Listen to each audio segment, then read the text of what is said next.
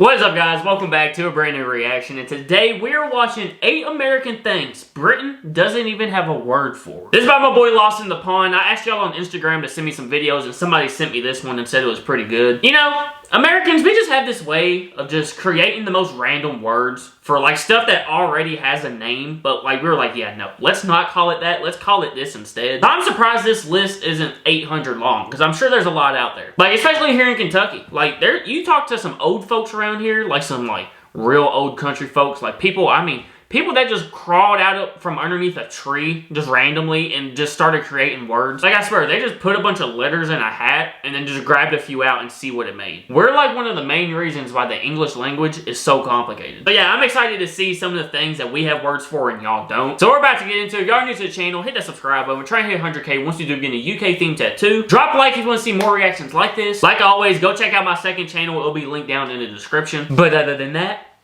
let's get into it. Now, you've got to be careful with this because in the US, just about everything you can think of can be defined as ranch. Ranch is an area of land, a style of housing, and a type of salad dressing. That's facts. That's facts. Wow. Hello. I didn't realize that. Whoa! Oh, this video is sponsored by Wondrium. I'm Lawrence Brown and I'm on a quest to uncover all of the memos that Britain and America lost in the pond, and one of those memos pertains to things and stuff, specifically things and stuff for which the other country doesn't have a word. And over the past year, as part of that, I've been looking at American things, the kinds of things that were instantly alien to me the day I moved here. So far, I've looked at Muddy Buddies, candy corn, and sophomores. That last one sounds like it should be a candy, but isn't, as well as a host of American things that we don't have in Britain. Hey, Muddy Buddies. Yeah, Muddy Buddies are fire. And today I'm excited to bring you part 6 in the series, which critics are saying is the second best entry so far. And so, without any further faffing about, here are 6 American things that Britain doesn't even have a word for. Part 6. I'll tell you something, being on an American road for the first time is quite an experience. Because not only is everybody driving in the wrong direction, not only are American cars the size of trucks and trucks the size of towns, but they're all covered in stickers, you know, it's like being on a NASCAR track. Except most of the time these stickers are not corporate sponsors, but really funny or sometimes angry political statements or religious affiliations, or a signal to other drivers that this car doesn't just have humans in it, there's also a baby on board. Yeah. And these are See, the baby on board one, it kind of seems like, you know, kind of, what's the word I'm looking for? Cheesy, almost, like, why do you have that sticker on the back of your car? But when I'm driving and I see that sticker, I slow down, because, like, damn, they got a baby on board. So that one's actually kind of helpful. But no, some people take the bumper stickers way too far. There is a truck that drives around my town. No exaggeration. From bumper to bumper, roof to tires, the entire thing is covered in stickers. The entire thing. That is their paint. That's their wrap. Stickers. It's terrible. It's the ugliest thing I've ever seen. And I'm pretty sure they just bought a van that they're doing the same thing to, because I've seen a van driving around with a bunch of stickers on it too. Yeah, people are weird out here. Bumper stickers, which to some Americans is quite a generous term, because some people plaster them all over the boot/trunk and even the back window, which, you know, might elicit some interesting responses to the sticker that says, "How's my driving?" But in Britain, it's rare that you'll see these things because the only people that play with stickers are children, and they're not really people. The one exception to this is those stickers that you see on some British cars that says GB, which stands for gigabyte, but also Great Britain. And this was used by British drivers who drive on the continent. But you won't even see these anymore because as of September of last year, these letters have changed from GB to UK, not as in the University of Kentucky, but the United Kingdom. I don't know why I explained that. Anyway, these are known as number plate stickers and aren't really quite the same thing as bumper stickers. Well, so you're telling me nobody has bumper stickers over there? That's kind of wild. That's like the most like random thing for y'all not to have is bumper stickers. Is on the horizon, which means I have to be wary about people putting peeps in my mouth. Sorry, I was force-fed them a few years ago and I haven't let it go. Peeps? What are peeps, my British viewers might be asking? And peeps, outside of social and political injustice, are the single worst thing that America has ever done. They are little candy that usually take the shape of creepy little birds that are essentially marshmallows covered in heaps of sugar, corn syrup, and food dyes, and that last one one is appropriate because this food needs to die. Now, Thanks. I'm not in the habit of ripping to pieces American food. Most of it I love, but these things are evil. And the reason that I bring them up, in more ways than one, is that it's nearly Easter and these things find their way to your kitchen cupboards whether you want them to Oh or yeah, not. oh yeah, you don't buy them. They just pop up randomly, I promise. And you don't see them any other time throughout the year. All other, how many months? 11 months, they're nowhere to be found. That 1 month, Easter time, they're there. They are there, and they are disgusting. Like you said, they are the worst thing ever. If you like diabetes in the shape of a bird-looking thing, eat peeps. Because that's what they are. They're gross. Thankfully, we did not have these in Britain. Instead, we got Easter eggs, so when someone asks me what came first, the chicken or the egg, my answer is unequivocal. In recent years, Britain might have adopted the propensity for adding a drive-through at a fast food restaurant, but so far the idea of a drive-through pharmacy, which you need after devouring 400 peeps, is something of an alien concept back home. What the Whereas heck? in America, drive-through pharmacies are everywhere. That's not literally true. But at last count, there are more than 6,000 of them nationwide. And how I don't think I've ever went inside our pharmacy. Like, I don't go to the pharmacy that often anyways, but like, I've never been inside of it. I've always went through the drive-thru just to pick up the prescription. Y'all don't, wow. they work? Well, you drive up to the side of the building, give your name and prescription details, and then the prescription just falls down a pipe, right? It's Yeah, like that way reverse too. Augustus Gloop. And if you want more details on the difference between British and American pharmacies, check out my video, 5 Ways British and American Pharmacies Are Very Different. Those vacuum chutes, we have those at our banks too. Like the bank I used to work at, we had the drive-through lane, and then the next lane over was that vacuum chute thing to where you just stick it in the little tube and it into the building. So like, yeah, our pharmacy isn't big enough for the vacuum thing, but we do have the drive-through. Until then, let's talk about this.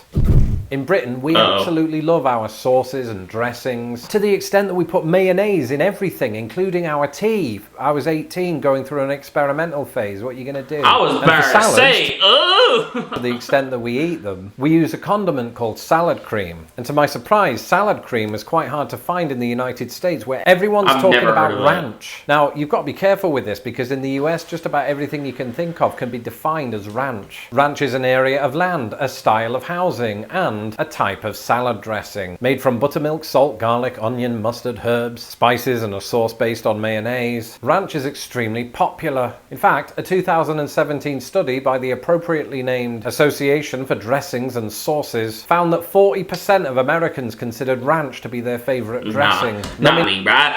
I've tried ranch like twice in my whole life, and it's gross. It's gross to me. But my girlfriend, she'll eat it on pizza, dip chicken nuggets in it, all types of different stuff. A lot of people like to drown their salads in ranch. Not me. No, I don't want a drop of ranch anywhere near me. Let me know in the comments below if you're one of them. And I can tell you right now that I am not, because I'm not American.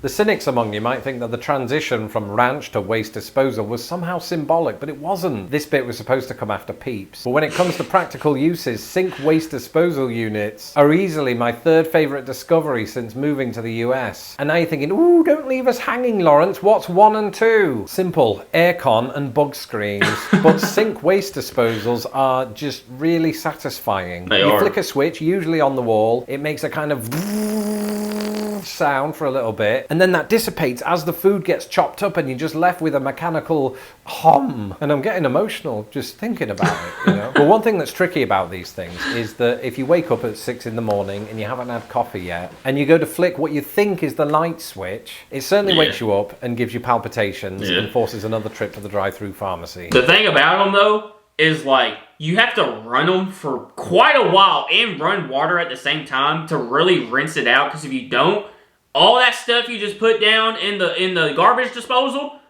it's gonna sit there and it's gonna stink. Them things smell to high heaven. You gotta buy little like, I think they're almost like ice cubes. Like you can put ice cubes in there and then like this little cleaner and then run it and it cleans like the blades and stuff and cleans it out so it doesn't stink as bad. But yeah, they're rough. But then who gets up at 6 a.m, right? I don't even get out of bed for less than 5 slices of bacon.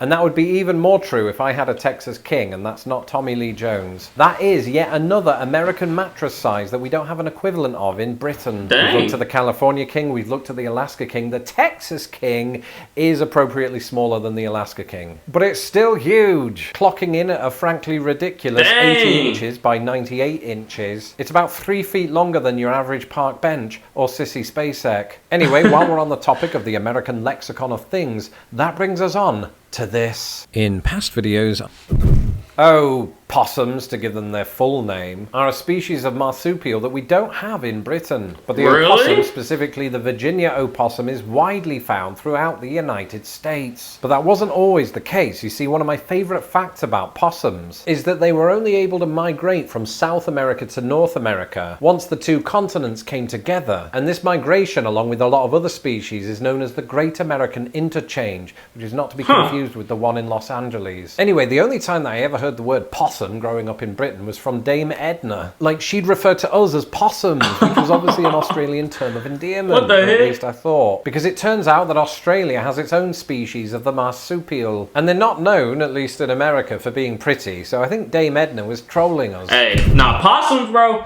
they're the most annoying. They're more annoying than raccoons. Because possums, all they want to do is get in your trash. Get in your trash and eat everything and just make a mess. But they're also pretty good because, like, they eat ticks. So that's, like, the one good thing they're actually good for. And also, I don't know why it's spelled with an O.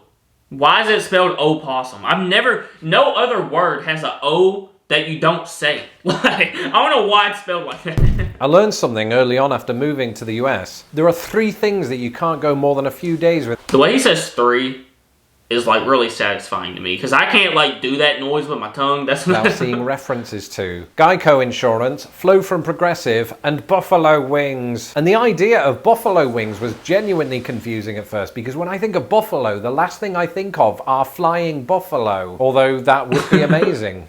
And the end of American society. But no, it turns out that buffalo wings are in fact deep fried chicken wings. And I was skeptical at first, partly because I hadn't yet overcome the buffalo confusion. But they're actually quite nice, especially down to the fact that they're covered in hot sauce. So why are they called buffalo wings? Well, it's actually quite simple. You know how cheddar cheese comes from the English town of Cheddar? Well, you do now. Well, buffalo wings are said to have originated in Buffalo, New York. I feel like a right idiot. That's it for this episode. Let me know in the comments. Are you serious? I didn't know that. I thought it was just buffalo. Wait a minute. That doesn't make sense, because whenever I hear buffalo, I instantly think of spicy. Yo.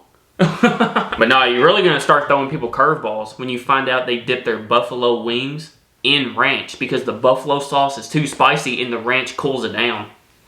Just saying, just saying. But alright guys, that is going to do it for today's reaction. 8 American things Britain doesn't even have a word for. I didn't know any of these. I thought, to me, all of these are just normal things. Like, the only one I knew was the ranch one. But other than that, I had no idea. So this was really good. But that's going to do it for today's reaction. Thank you guys so much for watching. Make sure y'all go out today, spread love, spread kindness, do something nice to somebody today. I love you guys so much. I really do. Shit, you're Xing them out. Peace.